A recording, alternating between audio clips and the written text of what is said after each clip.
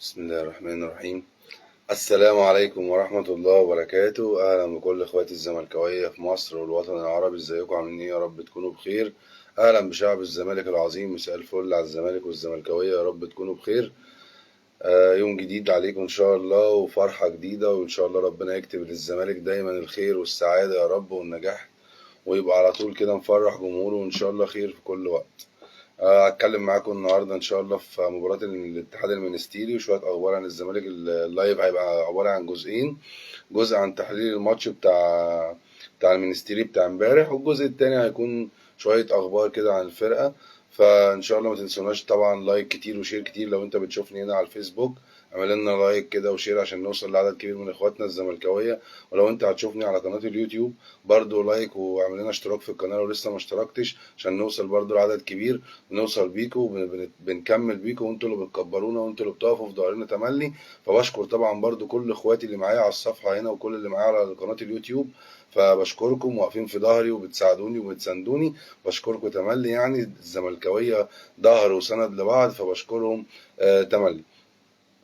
كمان تعليقات مفتوحة، اللي حابب يسأل أي سؤال، حابب يتناقش في أي موضوع وإحنا بنتكلم كده، أنا معاكم. التعليقات مفتوحة والكلام كله ليكم، واللايف والدردشة كلها ليكم. أول حاجة حابب أقولها مبروك لكل جمهور الزمالك العظيم، مبروك لكل فرد من الجمهور اللي راح امبارح الاستاد، مبروك للأولتراس اللي راح الوايت نايت اللي راح امبارح الاستاد، ومبروك لكل الأسر الزملكاوية اللي راحت الاستاد.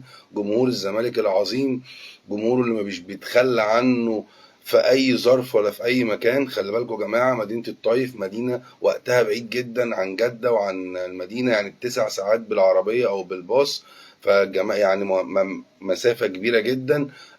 طبعا الاستاد ما كانش مليان لكن العدد كان كبير، لان الوضع مدينه الطايف بعيده وحسب الاشغال وحسب الناس وحسب وضعهم، فملحوقه في الماتشات اللي جايه. والزمالك لما ينتقل في البطوله ويطلع لادوار تانية هتشوفوا الاستاد كومبليت.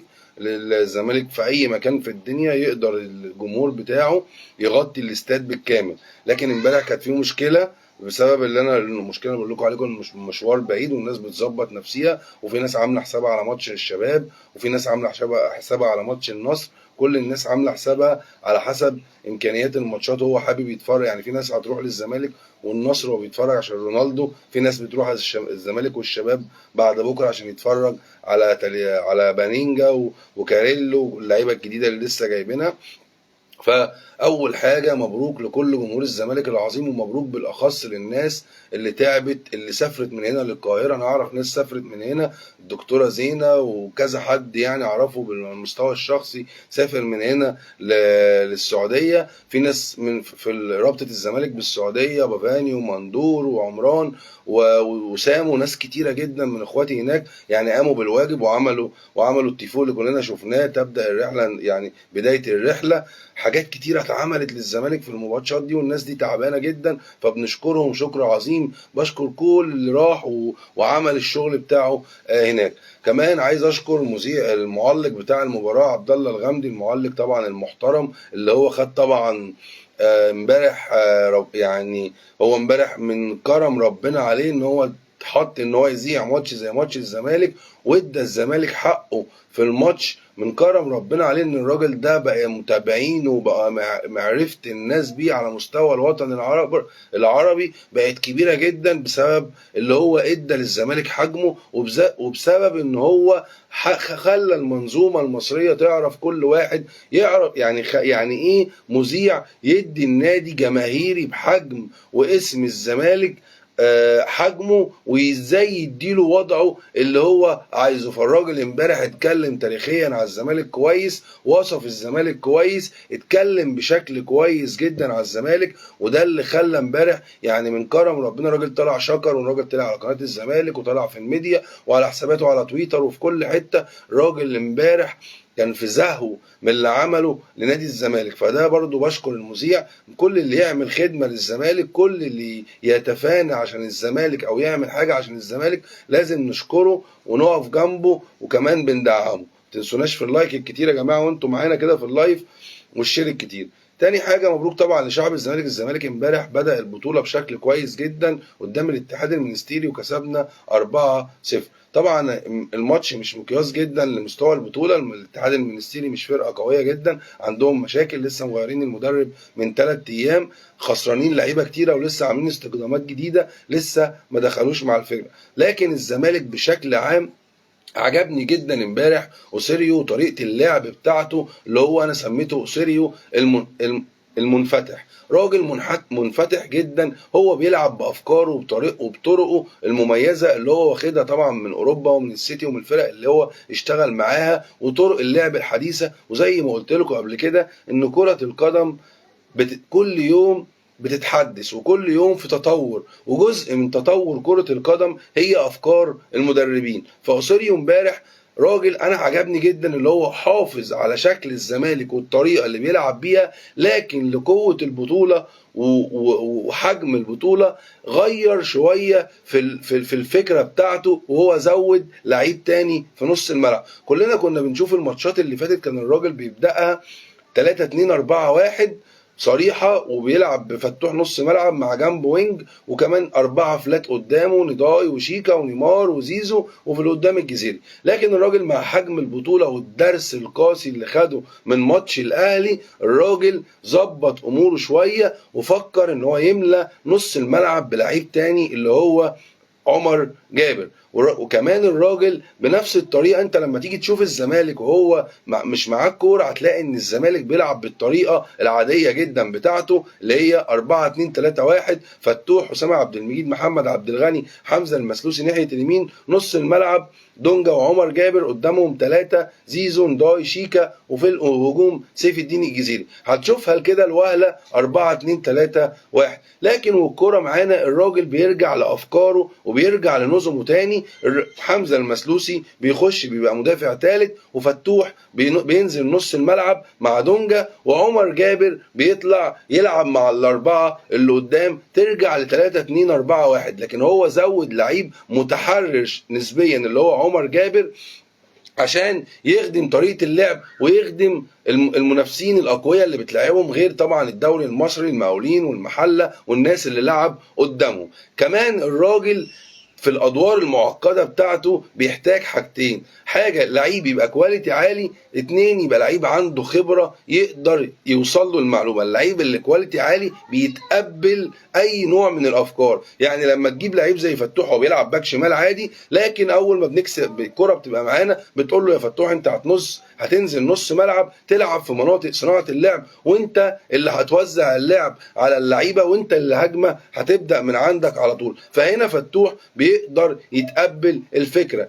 كمان دونجا واقف رقم 6 ماشي كويس. عمر جابر لما هجيبه هو لعيب، طبعا عمر كان عندنا مشاكل كتيره معاه الفتره اللي فاتت وفي مستواه، لكن لما نتكلم عليه في المباراه دي بشكل خاص الراجل قدر يطوره بشكل كويس الفتره الاخيره. وكمان عمر ما تأيدش بالجنب اليمين اللي هو بيروح ويطلع يعمل الكروس او يعمل التغطيه العكسيه، فكان بيتحط في مشاكل دايما في الحته دي. لكن عمر في نص الملعب هو كان اللعيب المتحرر بتاع الراجل. عمر جابر كان هو معظم فترات الشوط الاول هو اللعيب رقم 1 في الضغط العالي، البريس العالي اللي بيعمله اوسيريو على المهاجمين، وبيطلع يضغط قدام على الفرق المنافسه. كمان عمر جابر في الارتداد الدفاعي كان هو اللي بينزل يسقط جنب دونجا، وفتوح بيفرد ناحيه الشمال. فشكل الزمالك كان كويس جدا من حيث شكل المنظومه العامه للفرقه، واللي كانت مضايقانا الفتره اللي فاتت مع طريقه الراجل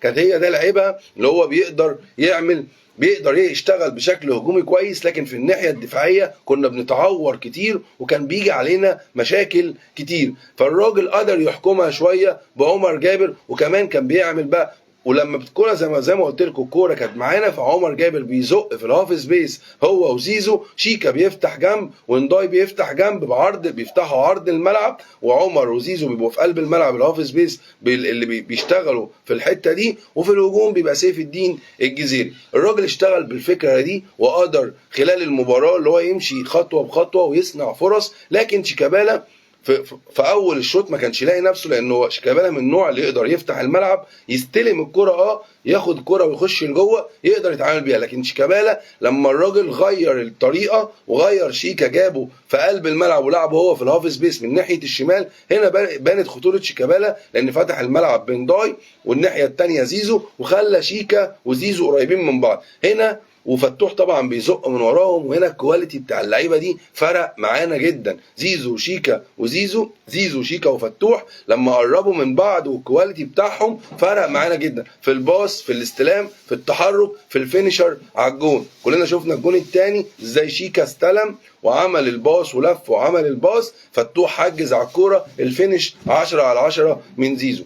كمان كان مشكله الزمالك بس كانت في الشوط الاول، كانت مشكله واحده، كانت في سيف الدين الجزيري، ان هو كان راجل بتتقطع منه كتير واحنا بنطلع عليه بالهجمه. كان الراجل سيف الجزيري عنده مشكله انه اكتر لعيب في الزمالك بيخسر كور في الثلث الهجومي. على فكره مش مع الراجل بس، ده مع فريرة، مع اسامه نبيه، مع عبد المقصود، مع كل الناس اللي مسكت الفرقه. الجزيري بيخسر كميه كور في الثلث الاخير كبيره جدا. هو الراجل اتحسن جامد جدا على المرمى، الفينش بتاعه اتحسن بطريقه مميزه، لكن الجزيري في القطع لما بيجي يقطع بالمهاجم بالمدافع كويس جدا. الجزيري لما بيجي يقطع وياخد الفيرستايل بتاع الفينش على الجون بيبقى كويس جدا، لكن واحنا طالعين عليها بالكوره بيبقى سيء جدا جدا وبيعمل علينا مشاكل كتيره. كده الشوط الاول قدرت الخصه لكم في الدقيقتين دول. الراجل دي كانت فكرته من خلال الشوط الاول. الشوط الثاني طبعا وكلنا عارفين ان الزمالك هيريح سبت وحد وهيلعب الاثنين مع الشباب على طول. الراجل فكر في راحه اللعيبه شيكا وزيزو وعمر ودونجا، لان هم لان هم اساس الطريقه بتاعته، ونزل سيد نيمار والسيسي ورؤى، وكلنا شفنا اللي حصل. يعني الزمالك اتحجم شويه في طريقه اللعب، لكن الراجل كان عنده اهداف تانية لماتش الشباب بعد 48 ساعه. النهارده الزمالك مريح، هيعمل استشفاء، بكره تمرينه خفيفه، بعد بكره ماتش على طول، وماتش قوي جدا مع الشباب السعودي. طبعا الماتش ده مقياس جميل جدا على مستوى فرقه الزمالك وتنفيذ طريقه اللعب في البطوله. الشوط الثاني الراجل رجع للفكره اللي كنت كلمتكم عليها، ولسه كنت عامل مشاركه دلوقتي من شويه للفيديو بتاع سيد نيمار والمساحه. الراجل في الملعب سيد نيمار وهو بيلعب كوينج ضعيف جدا جدا جدا في وقفته، في الترن بتاعه، في الاستلام بيستلم بوضعيات صعبه جدا. لكن سيد نيمار لما بيواجه المرمى بيبقى شكله مميز. الراجل قبل كده اتكلم ان هو بيحاول يوجد مساحات للاعب اللي جاي من الخلف من على الاطراف. امبارح لو شفنا الجونين اللي جابهم سيد نيمار هتلاقيه جاي من مساحه كبيره جدا قاطعها بسرعته، ودي الميزه اللي عند سيد نيمار. الراجل بيقدر يجري سيد نيمار في الدريبلينج بالكوره كويس جدا، في السرعات كويس جدا، في التغطيه العكسيه في الدفاع كويس جدا. لكن سيد عنده مشكلتين كبار جدا، الكواليتي بتاع العرضيه والفينش بتاعه بتاع اللمسه الاخيره بيبقى صعب. فالنيمار محتاج يتطور اكتر. انا مش من النوع اللي انا عشان كسبنا 4 فبحلل النتيجه 4-0 والله واطلع اطبل وامجد، لا، عندنا مشاكل. والماتش بتاع امبارح كمان بيأكد اهميه وجود 4 لعيبه على المنظومه اللي موجوده داخل نادي الزمالك، 4 لعيبه بكواليتي عالي يقدروا ينفذوا خطه الراجل. الزمالك محتاج مدافع بطريقه كبيره جدا، محتاج لعيب رقم 6 يكون قوي جدا ولعيب كوره وعنده رؤيه وفيجن في الملعب يقدر يلاعب اللعيبه طبعا جنب فتوح. محتاج وينج مع زيزو، محتاج وينج غير ابراهيم انداي او مصطفى شلبي، محتاج وينج يكون فينيشر على الجون عالي، بيسجل اهداف، بيقدر يجيب جون من انصاف الفرص. ومحتاج مهاجم. 4 لعيبه الزمالك محتاجهم يكونوا كواليتي عالي. الزمالك مش محتاج 10 ولا 15 ولا 20 لاعب زي ما بنعمل كل سنه. الزمالك محتاج 4 لعيبه مع افكار الراجل. لو انت مآمن بالراجل وبافكاره وبطرقه وسايبه مكمل معاك للموسم الجديد، يبقى لازم تنفذ له احتياجاته. الراجل محتاج 4 لعيبه. الراجل اتكلم ان الجزيري وناصر منسي مهاجمين كويسين جدا جدا، لكن ما بيخدموش طريقه اللعب بتاعه. انت لو مآمن بالراجل لازم توفر له المهاجم واللعيبه اللي تقدر تشتغل معاه في الناحيه دي. كمان الراجل الشوط الثاني راجع للتأمين بزياده في نص الملعب عشان يحافظ على النتيجه ويوفر الجهد البدني بتاع اللعيبه للمباراه اللي جايه زي ما قلت لكم. ده طبعا كان ملخص تحليل ماتش امبارح، قلت لكم على السريع كده. ان شاء الله اللي ما شافوش يتفرج عليه تاني، واعملوا لنا لايك كده ومشاركات عشان الناس كلها تشوفه، مش هتخسر حاجه. اللايك ده بيعمل معايا انا شغل كتير جدا، والمشاركه بتعمل معايا انا شغل كتير جدا. معاك انت مش هتخسر حاجه ان شاء الله. لو عملت مشاركه في مجموعه على صفحتك في صفحه في اي مكان، هتعمل معاك واجب مع اخوك الزملكاوي احمد سلام، وهتساعدنا ان احنا نوصل لعدد كبير من اخواتنا الزملكاويه سواء هنا على الفيسبوك او على القناه على اليوتيوب. النقطه الثانيه اللي حابب اتكلم فيها هي نقطتين، يعني انا فاضل نقطتين بس بسرعه كده هتكلم فيهم. انا اسف طبعا، ان طبعا كلنا عارفين ان انا بتكلم بسرعه، الكهرباء ممكن تقطع في اي وقت وما نقدرش والدنيا تضلم عليا، فانا اسف يعني. ما عرفتش امبارح بعد الماتش، كنت صايم امبارح، كان عاشوره، كل سنه وانتم طيبين. خلصت الماتش فطرت، الكهرباء قطعت، ما قدرتش اطلع شويه عبال ما خدت دش وفقت، يعني الدنيا مش متظبطه فسامحوني. النقطه الثانيه، امبارح شيكابالا طلع امبارح بعد المباراه في انترفيو واتكلم مع الراجل، والناس بتساله عن الماتش، وقال الجمهور واحنا حاله خاصه بيني وبين الجمهور والناس محترمه، وحيا الجمهور. لكن اتكلم في نقطه مهمه جدا، وقال اللعيبه دي والجهاز الفني اتظلموا كتير خلال الموسم، وانا هنتكلم على الكلام ده بس في وقته. انا هتكلم وهنوضح كل حاجه للناس الموسم ده بس في وقتها. طبعا انا هنا بثني على دور شيكابالا القائد داخل نادي الزمالك. القائد هو دوره حمايه اللاعبين والجهاز الفني، ولو بالتعبير مش بالتفصيل. يعني ايه بالتعبير؟ يعني اللي هو يقدر ينوه على الكلام لكن ما يطلعش يفسر كل حاجه. القائد اللي هو بيحاول يوفر وقت ودفاع وحمايه لفرقته ولاعيبته اللي بتلعب معاه، عشان القائد ده اللعيبه تقدر تصدقه وتقدر تسمع كلامه لما تلاقيها بتحافظ عليه. طبعا انا مع شيكابالا قلبا وقالبا، لان اللعيبه دي اتظلمت كتير. انا قلت قبل كده اللعيبه دي مظلومه حتى مع نقص الكواليتي اللي موجود، وبعض اللعيبه اللي مستواهم الفني مش على مستوى الزمالك لكن هم مظلومين. يعني احنا اللي بنجيب اللعيبه يا جماعه، مش اللعيبه اللي بتيجي. يعني السيسي ولا شلبي ولا دونجا ولا عمر ولا رؤى ولا عبغاني، كل اللعيبه دي انت اللي بتجيبها. فظلم للعيب انك تقيمه او تيجي عليه بالظروف اللي هو فيها. اللعيبه طبعا كلنا عارفين ما بتاخدش فلوس، اللعيبه في مشاكل، اللعيبه طول الموسم قلقانه، مرتضى اتحبس، مرتضى اتعزل، مرتضى اتشال، مفيش مجلس اداره، في حاجات كتيره. طبعا فريرا مشي، اسامه نبيه جه، مدحت عبد العالي راح، رجع اسوريو راح ده، فامور كتير تخلي اللعيب ذهنيا مش معاك.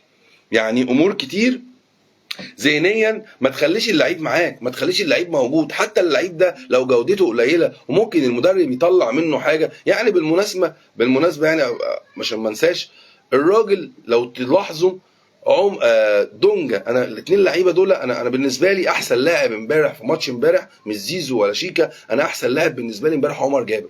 عمر جابر امبارح عمل دور عظيم جدا لغايه لما خرج.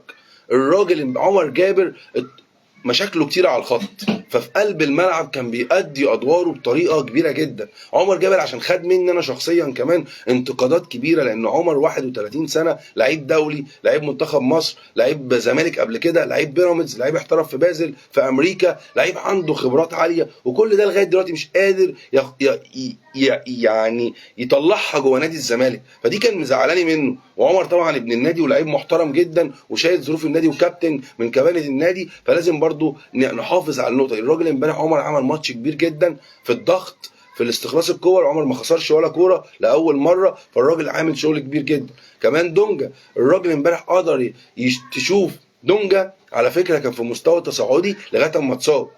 من بعد ما اتصاب كان مستوى تصاعدي. امبارح لو ركزت مع دونجا هتلاقيه نو ميس باص، مفيش ميس باص. دونجا بيلعب الباص القصير كويس جدا، الشورت باص كويس، اللونج باص كويس جدا.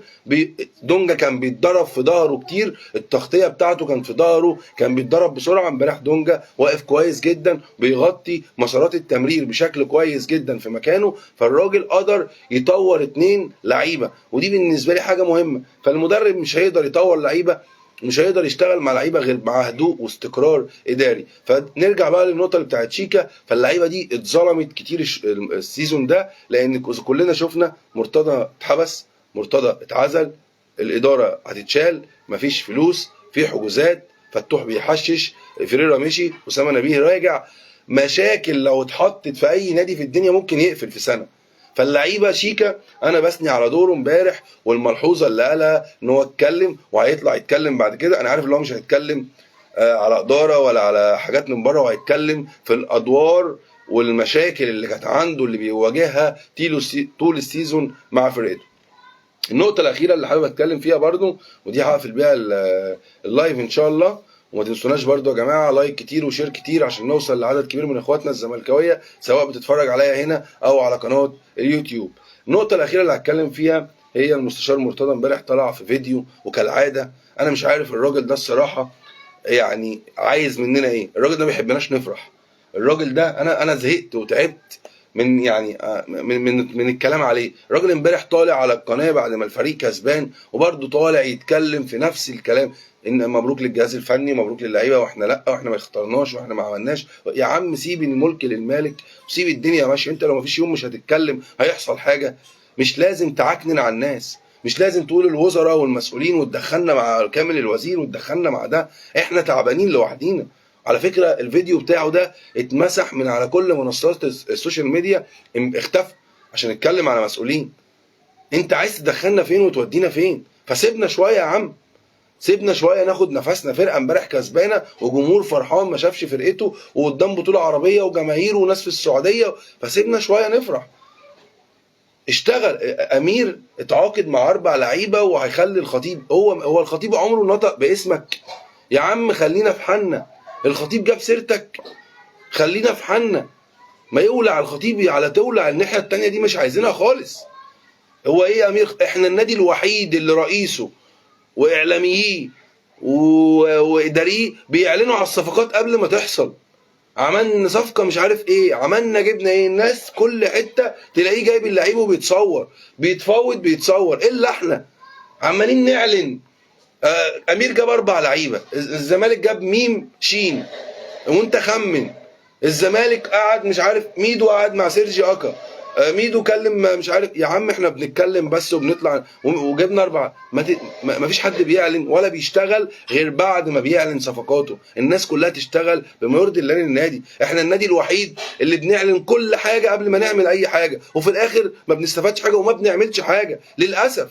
ما بنعملش حاجه خالص، لاننا في الاخر بنتكلم، بننبه المنافس وبننبه ناديه وبننبه الوكلاء بتاعته وبننبه الانديه، حتى لو نادي مغمض عينه عن اللاعب. يعني انا بقول مثلا الزمالك اتعاقد مع محمد شحاته، ده حصل بالفعل. لو الزمالك، ما في ناس ناسيه محمد شحاته، في ناس مش شايفه محمد شحاته. انت ليه بتتكلم؟ المنافس ممكن يخش، والله طلع الجيش الزمالك ب 10 انا عايزه ب 15، طلع الجيش ممكن يقول لك انا عايز 20. انت بتغلي على نفسك صفقه، بتعلي على نفسك مود، بتعمل في نفسك حاجات. انت ما تعلنش، ما تتكلمش. مش ممكن ما تطلعش شويه؟ مش ممكن نستريح منك شويه؟ حبا بالنادي يا اخي، حبا في النادي يا اخي، مش فينا. سيبك مننا احنا، حبا في النادي وتاريخه ومساره. سيب النادي ماشي شويه. ومش عايزين عفيفي، مش يقول لك انا مش عايز عفيفي، عايزين. هو ماله عفيفي؟ عمل لك ايه عفيفي؟ عفيفي راجل بيحلل ماتشات وبيتكلم كوره. ده الواحد ما بيشوفش في حد في التحليل غير عفيفي، ما بيتعلمش غير من عفيفي، ما بيسمعش كلام غير من عفيفي، لان الراجل اللي عنده مصداقيه وبيحلل ليك للزمالك او لاي حد. فنرجو من الله، يعني نرجو من سيادتك ومن حضرتك تتقي الله شويه في الزمالك. دي كان اخر، يعني خلاص احنا مغلوبين على امرنا، وانت قاعد وما بتتحركش وما بتمشيش، فاحنا مغلوبين على امرنا. فنرجو من سيادتك تتقي الله شويه فينا وفي جمهور الزمالك وفي النادي العظيم اللي بقاله 112 سنه، وحضرتك قاعد تهين فيه قدام الشعب وقدام الجمهور وقدام كل الدنيا. طبعا بشكر كل اللي كان معايا في اللايف، بشكر كل اللي اتفرج عليا، وبشكر اللي هيتفرج عليا بعد كده. يومكم جميل، وان شاء الله مكملين معاكم. بكره نطلع معاكم ونكلمكم على الشباب شويه، وهكلمكم برضو على الاستخدامات اللي جابوها واللعيبه الجديده وشكلهم ازاي، وشكلهم ازاي. مع اتفرجت على ماتش النصر اقول لكم ازاي كان شكلهم وايه القوه والضعف عندهم. طبعا عندهم جون قوي جدا، نص ملعب جبار. بانينجا طبعا بتاع الارجنتين اللي كان بيلعب في اشبيليه. عندهم مدافع قوي جدا جدا. وفي طبعا مش عارف كواريلا ده كوريل دوت اتأيد ولا لا. بكره هتاكد من كل المعلومات وهعمل لكم حلقه جديده نتكلم فيها عن ماتش الشباب. ان شاء الله ربنا يكرمنا فيه ويكون فرصه كويسه، لان لو كسبنا الشباب الزمالك هيتنقل نقله تانيه في البطوله ونوصل لحاجه كويسه ان شاء الله. بشكر كل اللي كان معايا وبشكر كل اخواتي الزملكاويه اللي بيدعموني وبيقفوا جنبي. متنسوناش باللايك الكتير وشير الكتير عشان نوصل لعدد كبير. لو انت بتشوفني على اليوتيوب لايك، وبرضه اعمل لنا اشتراك في القناه لو بتشوفني لاول مره. بشكركم والسلام عليكم ورحمه الله وبركاته.